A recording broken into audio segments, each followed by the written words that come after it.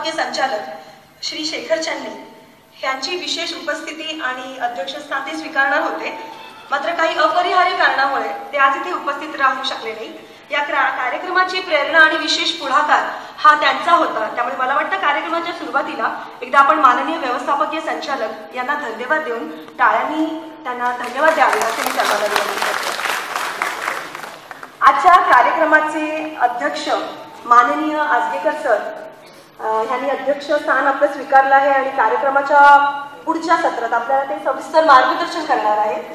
त्यांचं आणि आपल्या आजच्या कार्यक्रमासाठी आपल्याला विशेष मार्गदर्शन कामगारांची सुरक्षितता याकरता करणाऱ्या श्री उपेंद्र चन्ना आणि दादासाहेब फाळके, चित्रपट महर्षी दादासाहेब फाळके यांच्याविषयी आपल्याला सविस्तर मार्गदर्शन करणाऱ्या श्रीमती नीना जलाल आणि व्यासपीठावर उपस्थित मान्यवर यांचं आपल्या महामंडळाच्या वतीने आपण स्वागत करूया पुन्हा एकदा।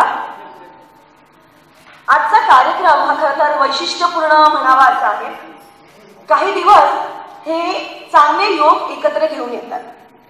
जसं आपल्या कार्यक्रमाच्या सुरुवातीला प्रास्ताविकात आपल्याला कळलंय की चित्रपट महर्षी दादासाहेब फाळके यांची 147वी जयंती आणि 1 मे कामगार दिनाचं औचित्य साधून आपण हा कार्यक्रम महामंडळाच्या वतीने करतोय।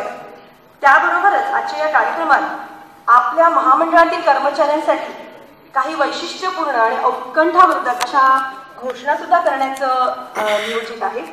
सुरुवातीला आपण माननीय चित्रपट महर्षी दादासाहेब फाळके यांना पुष्पहार करून त्यांच्या जयंतीनिमित्त त्यांचं अभिवादन केलेलं आहे।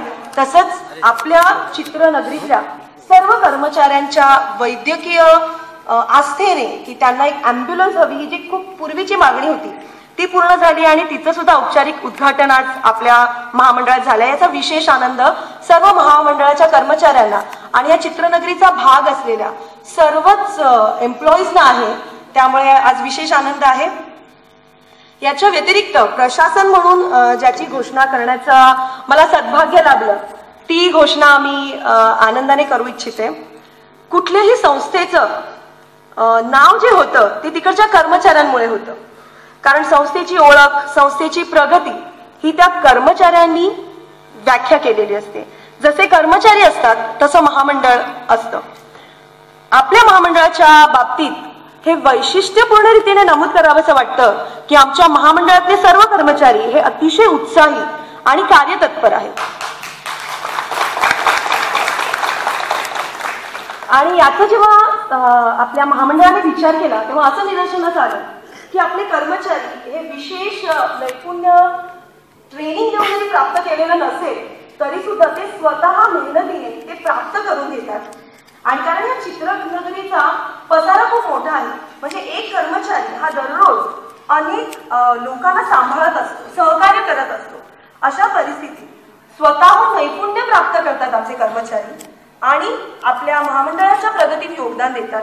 त्यामुळे त्यांना प्रोत्साहन देऊन त्यांचं कौतुक करावं, गौरव करावा असा महामंडळाने एक ठराव केला आणि त्याच्याच अनुषंगाने